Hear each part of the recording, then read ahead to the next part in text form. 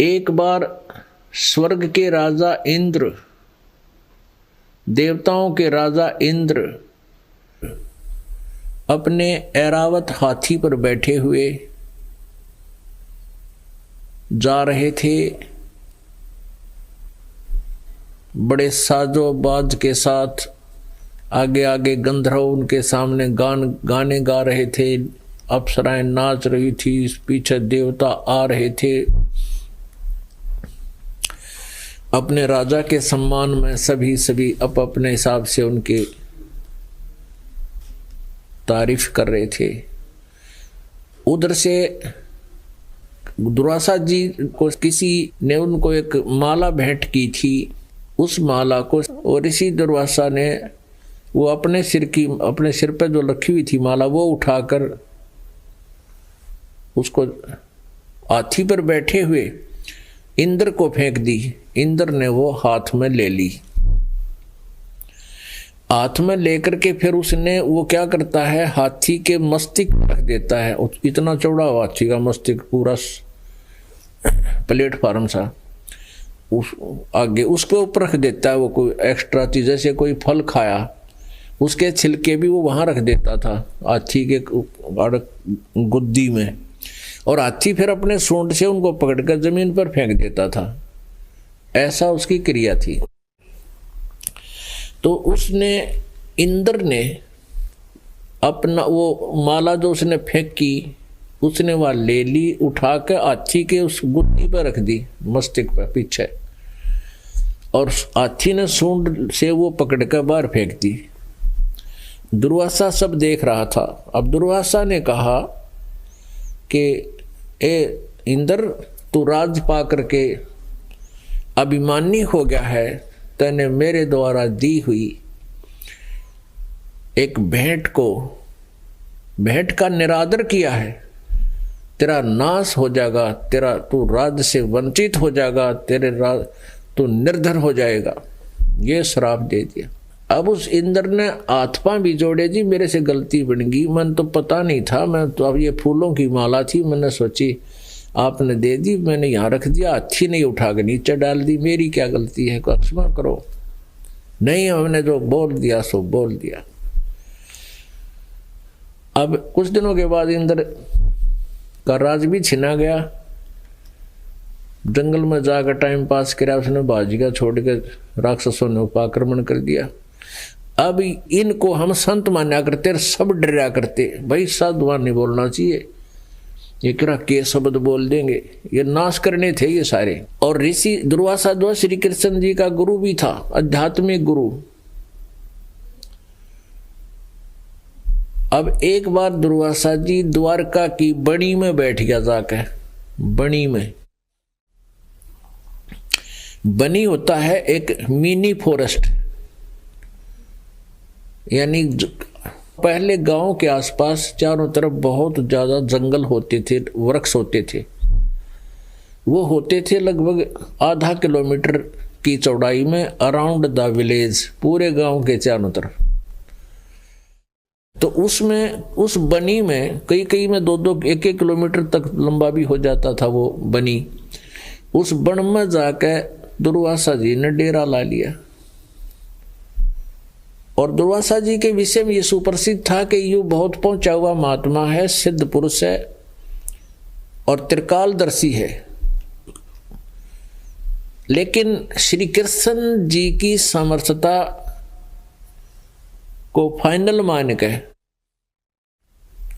यादव लोग इतने अभिमानी हो गए थे कि वो श्री कृष्ण जी के अतिरिक्त कोई भी संत महात्मा भक्त आता उसका आदर नहीं करते थे, उसको ठीक से डील नहीं करते थे, क्योंकि उन्होंने ये मान लिया था कि हमारे भगवान श्री कृष्ण जी सुप्रीम पावर हैं। तो इसलिए जब उन बच्चों को पता चला, नगर निवासियों को पता चला कि दुर्वासा नाम के एक पहुंचे हुए सिद्ध पुरुष नगर के पास बैठे हैं, तो श्री कृष्ण जी के पुत्र प्रद्युम्न और कुछ एक उसी हम उम्र के 30-40 साल की उम्र हो रही थी उनकी, उसी की हम उम्र के कुछ व्यक्तियों ने एक फैसला किया, एक बकवाद सूझी। वो कहने लगे भाई न्यू कहे हैं कि श्री दुर्वासा जी ऋषि त्रिकालदर्शी हैं, भूत भविष्य की सारी बता देते हैं, इसकी परीक्षा लेते हैं।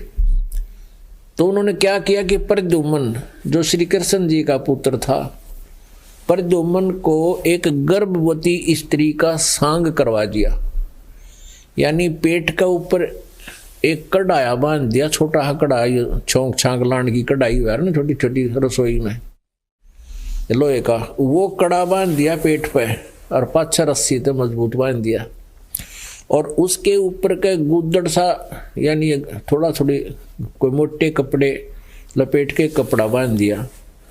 उसके ऊपर फिर वहाँ की जो लेडीज ड्रेस थी उस समय की वह परा दी, सारे श्रृंगार सिंगूर कान कुन्ना के उलझा दिए उसमें, और एक उसका पति बनकर 10-5 और भग उसके साथ हो लिए। दुर्वासा जी के पास जाकर कहा कि हे ऋषिवर, ये व्यक्ति है, यह इसकी पत्नी है, और इनके शादी के लगभग 10-12 वर्ष के बाद आस रही है। अब ये 10-12 वर्ष के बाद गर्भवती हुई है, और ये उतावले हो रहे हैं ये जानने के लिए कि हमारे लड़का होगा या लड़की। आप बताइए रिसीवर, इनका क्या होगा। तब दुर्वासा ने देखा अपने ध्यान से कि ये तो बकवाद कर रहे हैं, ये स्त्री नहीं पुरुष है, और कड़ाया बांध रहे हैं, इतने कि इनकी दिव्य दृष्टि काम कर जाती है।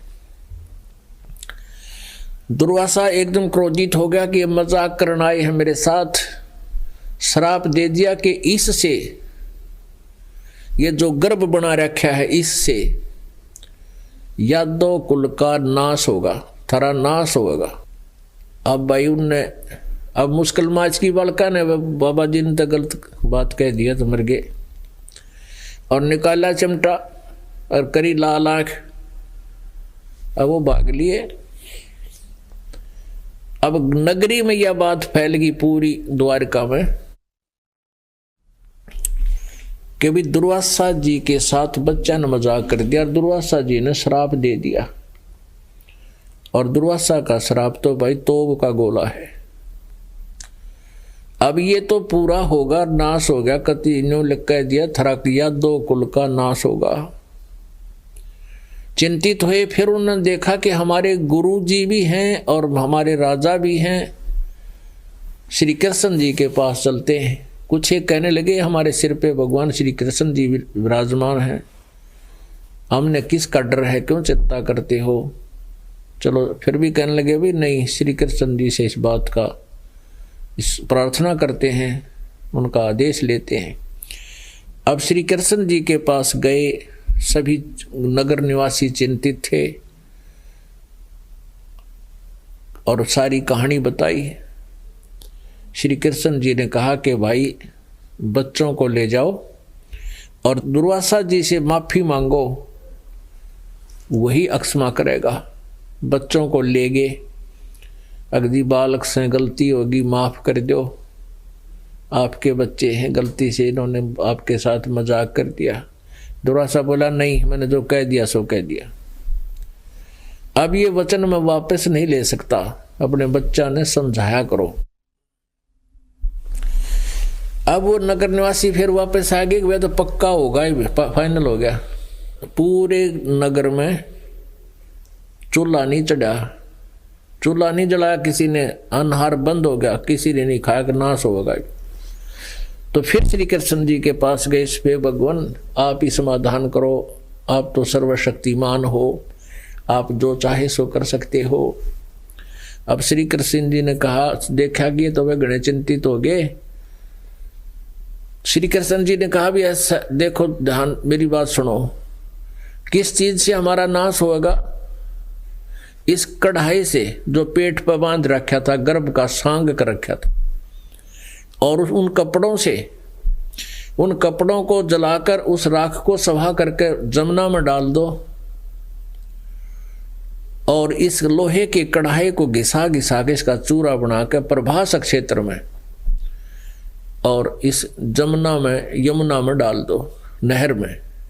ना रहेगा बांस, ना बजेगी बंसुरी, ये कढ़ाई ये गुदड़ गर्भ जो कपड़े नहीं रहेंगे तो फिर हमारा नाश कैसे होगा। सब बड़े खुश हुए कि वाह भगवान, आपने तो कमाल कर दिया, सही है, इसका समाधान बता दिया।